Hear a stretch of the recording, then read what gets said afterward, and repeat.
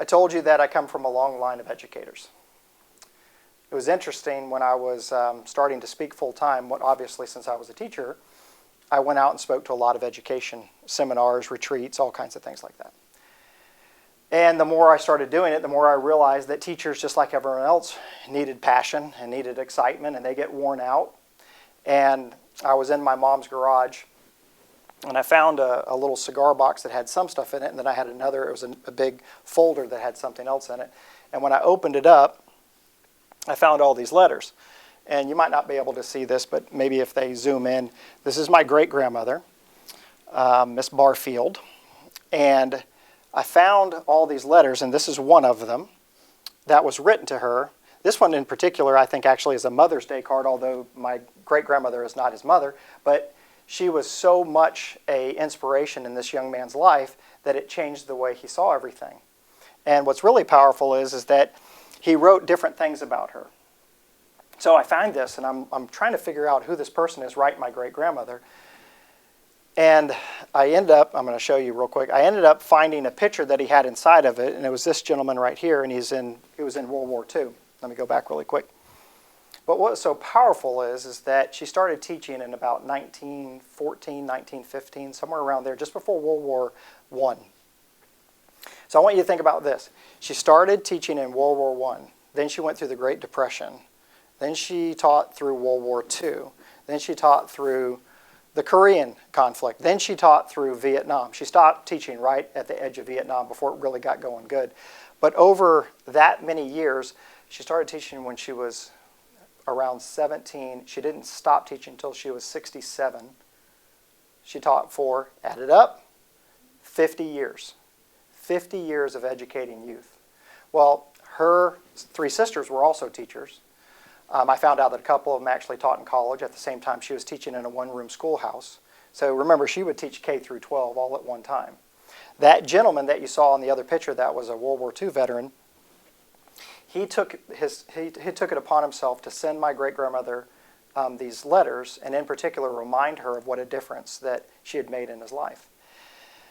And I asked myself when I was reading this, what it must have been like to go through all those times in our country. Because I also think it's interesting because she was probably talking about specific things too, like what type of man he could be, and what kind of patriot he could be, and what type of life he could live. Think about the time he was in.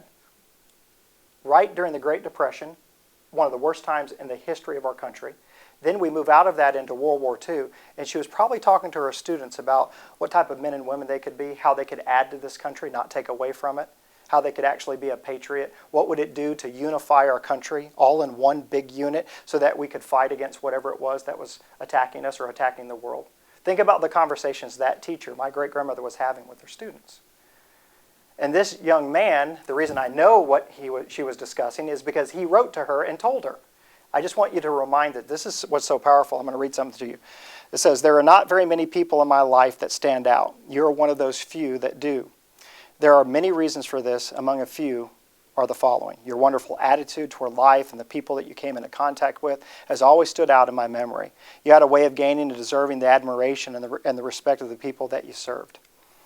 And I want to read this real quick about what's something that he picked up on. And whenever you think that what you say and what you do, how you treat people, how you interact with them on a daily basis doesn't matter, I want you to reflect and really think about this, because all of a sudden this young man is writing about a moment when he was a baby, like when he was in elementary or middle school, reflecting back and looking at how my grandmother handled a situation, my great-grandmother handled a situation, and it never left his mind, because nearly 40 years later he's writing about the recollection of what he saw.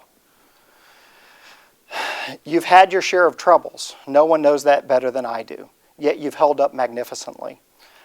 I remember when you lost Miss Ruth, that was her sister. We all loved her. She was a wonderful person.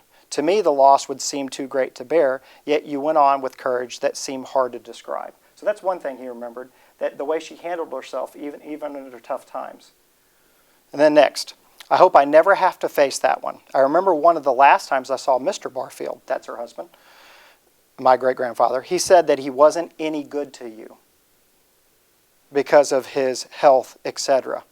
Now I want you to think back a long time ago. What were men known for back then?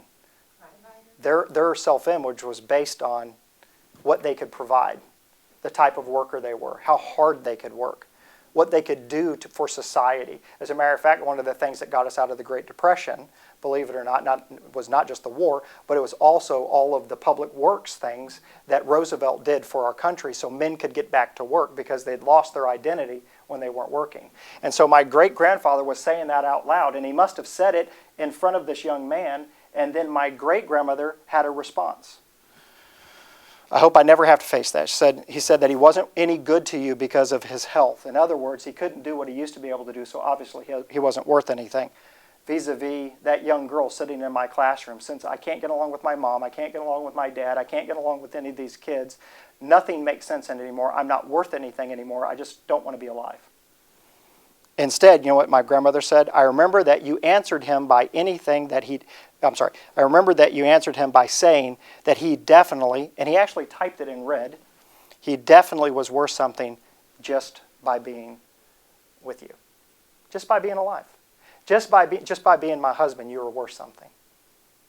Now, I don't know about y'all, but just the fact that that young man remembered that moment in time and then wanted to share that with my great-grandmother really made me think. It's interesting because in 1915, my great-grandmother was talking about self-image, and she was talking about how people are worth something no matter if they can work or not. And here I am, 1992. I start my camp in 1997, which is really interesting because that's how many years, 90 years later. I started a camp for kids because kids were questioning whether they meant anything or not, whether they were valuable or not. And then 20 years later, I'm still doing that camp for kids because that question always comes up, am I worth anything to anybody? It's awesome because one of the neat things about him is that although he went through World War II, he wrote some letters to her. He was in the 102nd Infantry Division. Notice what he became. Bachelor of Science in Education. He became a teacher so that he could do the same thing my great-grandmother did, which was inspire people to be their best and value this country. So what's your purpose? What's your drive? What breaks your heart? What moves you forward? What gets you up when no one else will get you up? What makes you move forward when no one else says it's going to be possible? What are you willing to do to live out your life of purpose?